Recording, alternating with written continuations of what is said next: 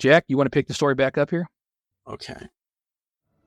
The sun starts coming down, and the kids start coming home from paddleboarding. We're coming up on dinner time, and everybody meets in the common area to eat. We can't just obviously keep a mom separate from her kid without other campers getting really suspicious, so me and Sam go meet with Nick before he re-enters the campsite, because we just want to avoid the situation entirely. If we just get through this part, we get him in his tent, and then we're home free. We got the kids safe, and we're all good. So we're just assuming that maybe it'll follow the herd, go get food like everyone else is getting food. We could just get Nick to his tent, and we'll be set. So I have Sam go make a couple plates of food for us while we escort Nick to his tent. But within a couple of minutes, while Sam was getting our food and I'm getting to the tent, it must have slipped away. Because when we get to Nick's tent, he unzips it. This thing that was or it's just not his mom, immediately pops out and grabs him by the arms and says, "You're not going to leave without mommy." I wish I could say I did something heroic, but I just let out a little bit of a scream, and I double hand gripped Nick's string backpack because I don't want to risk touching this thing, and I swung him behind me really hard because I was trying to get him.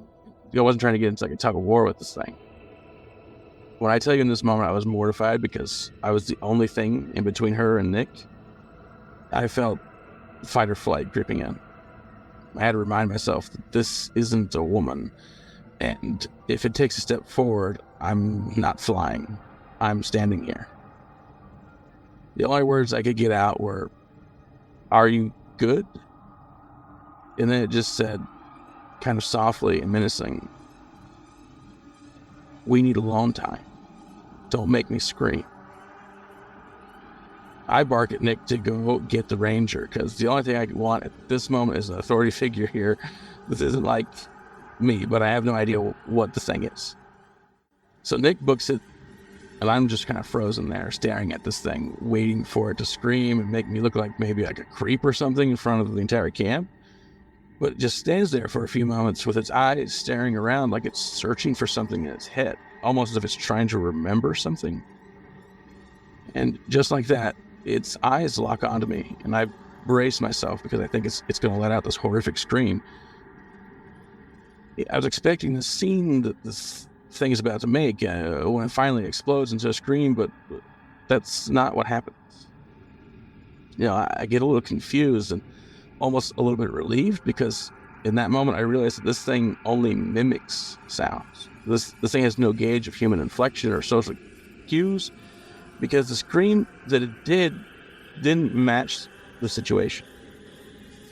I was expecting it to scream in horror, as if it was accusing me of attacking her or something, but instead it screamed as if like a little girl was playing. I peek for a quick second, just kind of see the campers' reactions, and I get a little bit relieved just because I see a few of them are actually rolling their eyes. At this point, they seem really fed up with this person's behavior. The slight relief that I had disappears immediately when I look back at it, because it abruptly stopped screaming. I could tell it didn't. It's almost like it couldn't. It understood that it wasn't working. Whatever it was trying to do wasn't working. And its chin tucks in a little bit and starts looking at me at the top of its eyes, as if it's honing in on me. And the adrenaline in my chest starts pumping, because I don't know what this thing's going to run away or attack. It almost looked a bit happy about how scared I was. He gave a little bit of a smirk and replied, "Are you good?" in my voice, with its mouth closed, exactly how I had just said it to them. It did it as if it was threatening me. If I get in the way of her leaving with Nick, it could mimic me and leave with Sam. That moment felt like it lasted forever. Finally, I felt somebody grab my shoulder. I looked back at it. It's the ranger. He has this confidence in his face that he's about to just handle the situation, which makes me feel a lot safer. He loudly says, "Don't let this thing intimidate you. It could only take your form if it could put you in a trance. And the only way it could put you in a trance is if you're inebriated. You didn't drink anything tonight, right?" I just nod my head. No, then you're good. And he looks at her and just says, "Go to sleep. Your husband's going to be here in the morning," and brushes her off. Her eyes light up as if she likes what he just said, and she almost scurries back into her tent. And as we're walking away, I hear her repeating to herself almost joyfully, "My husband is going to be here in the morning. My husband's going to be here in the morning." We start walking away, and I see Sam walking up with the plates of food. The look on his face was like, "Hey, what happened?" The ranger tells me and Sam to come eat dinner with him, that we deserve a little bit of an explanation. While we're walking where we usually eat dinner a little bit away from the campers, I see Nick in between two camp guys, and he's safe, so I'm a little bit more relaxed at this point, and the questions start flowing in my head that I'm about to ask this guy because I've got thousands of them. We sit down. The first question that comes to my head is, "So you know what that thing is then?"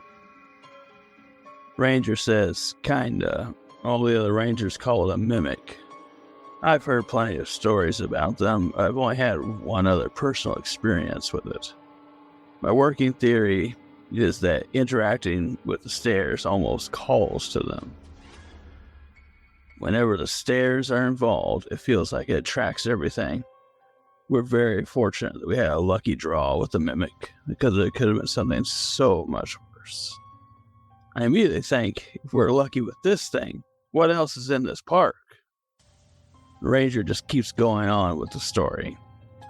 "So what we do know is these things target people that are under the influence of something.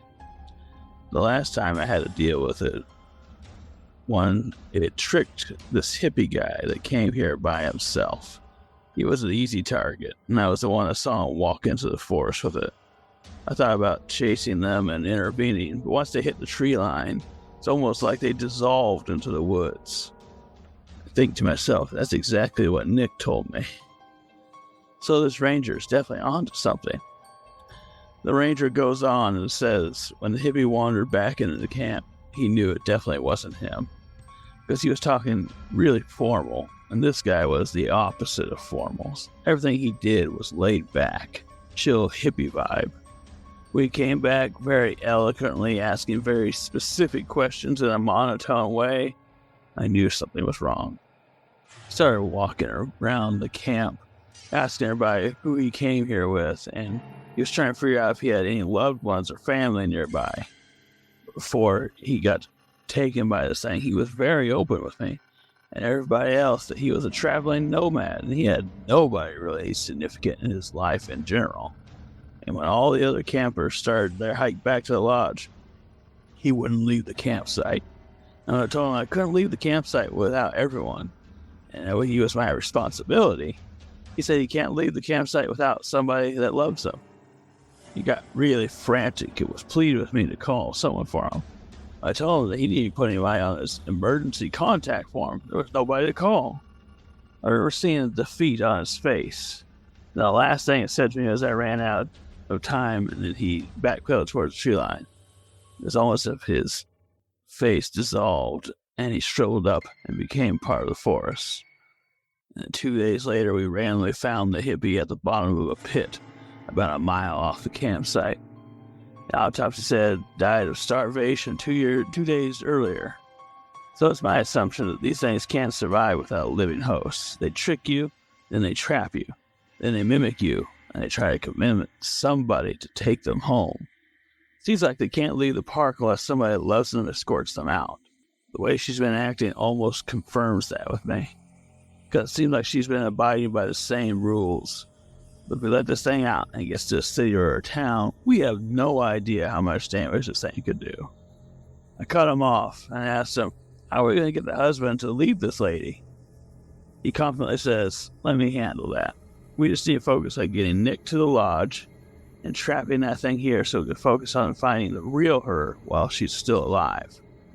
Sam stands up, says we're going to extract Nick at 0600, make the handoff with the father, and we orchestrate a grid-style search party starting east of the campsite when Nick leaves. That gives us approximately 10 hours of search time before the sun goes down. Sam kind of flipped the switch and started taking control of the situation because at his core, he's a tactical-minded, well-trained Army Ranger. He was an Army Ranger for about 10 years.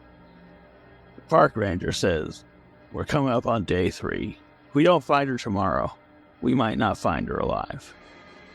He dismisses us and tells us to get some rest, so me and Sam just clear our plates really quick to get some calories. Then we hustle back to our tents so we can get as much sleep as possible before the morning search. But once we get back to the tent, I'm just lying there with my eyes open. I'm having a really tough time sleeping. I just keep thinking about her repeating with my voice. I just can't get that image out of my head, hearing my own voice being spoken to me. Can't express to you how eerie it is to hear your own voice when it's not coming from a recording. And Sam knew exactly what I was thinking. He just blurted out, porcupine. I said, what? That's our code word, porcupine. If at any point we get split up or something crazy happens, you just ask me what the code word is, so you know it's me.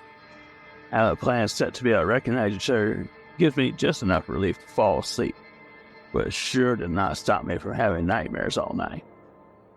Wow, that's creepy as hell. It sounds like, though, that they finally feel as if they have the situation under control and they have a plan in place. Yes, this thing needs to be taken home by someone that loves it. That's what the creature's plan is. So they're trying to find what they believe is like the host body, right? They're trying to find the actual mother. Yes, while it's still alive. And in order to do that, they had to continue to keep these two apart because in the morning, the next part I'm about to get into, the father is coming. And when the father gets there, they got to get back to the lodge. They got to get the kid with the father and get him out of here so he's out of danger. And at that point in time, the thing is going to really struggle to leave these woods without being able to attach itself to a loved one. So their plan in place.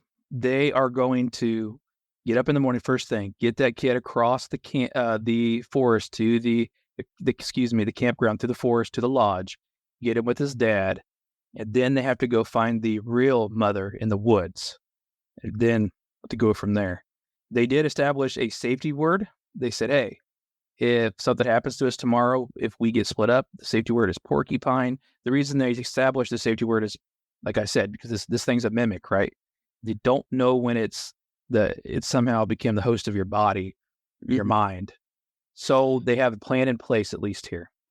It doesn't even need to look like you to sound like you. It could look like someone else and still sound like you. So it's like extra scary because it could be anywhere. Yeah, it's so freaky when it repeated his voice. I mean, what he said in his exact voice, that's absolutely insane. I don't know.